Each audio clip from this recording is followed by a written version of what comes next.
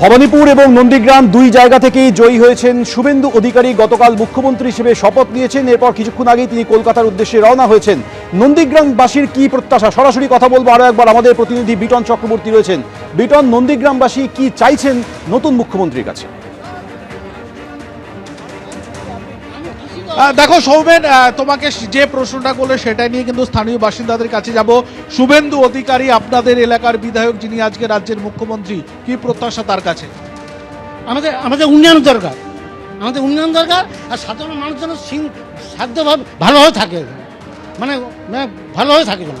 অর্থাৎ একদিকে যেরকম ভাবে উন্নয়ন, অন্যদিকে কিন্তু সাধারণ বাসিন্দারা যাতে ভালোভাবে থাকতে পারে, শান্তিতে থাকতে পারে, কোনো ধরনের কোনো অশান্তি যেন না হয়, সেইটাই তারা চাইছেন। কি চাইবেন শুভেন্দু অধিকারীর কাছে, আপনাদের মুখ্যমন্ত্রীর কাছে কি আপনাদের চাওয়া? আমরা চাইবো আমাদের দেশের উন্নয়ন, এছাড়া আর কি চাইব। আমরা চেয়েছি আমাদের শুভেন্দুকে আমরা পেয়েছি, ভালো মানুষ, ভালো কাজ করবে, সেটা আমরা আশা করি।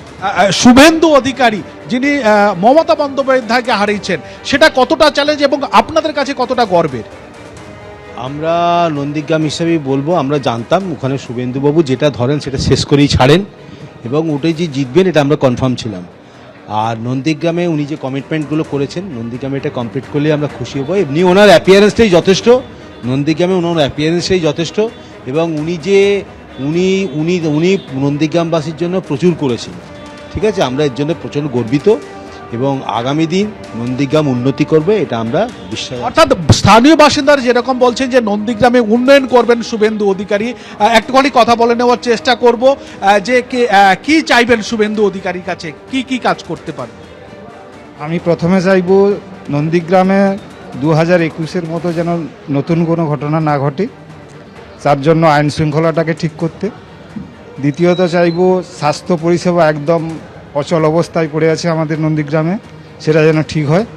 তৃতীয়ত কর্মসংস্থান, এর বেশি কিছু চাই না। অর্থাৎ একদিকে যেরকম ভাবে রাজ্যের উন্নয়ন, অন্যদিকে কর্মসংস্থান, এই দাবিতে কিন্তু আজকে সোচ্চার হয়েছেন নন্দীগ্রাম এলাকার বাসিন্দারা। সৌমেন, একেবারেই বিটন, তুমি আমাদের সঙ্গে থাকো। স্বাস্থ্য পরিষেবার উন্নতি হোক, আইন শৃঙ্খলা পরিস্থিতির উন্নতি হোক, সামগ্রিকভাবে নন্দীগ্রামের উন্নয়ন হোক, মুখ্যমন্ত্রীর কাছে নন্দীগ্রামবাসী এটাই চাইছেন।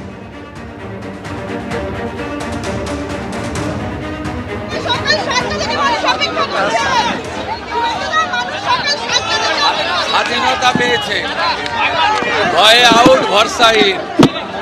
মোদিজি ভরসা দিয়েছে, মানুষ সাহস পেয়েছে, দায়িত্ব অনেক, কাজ করতে হবে।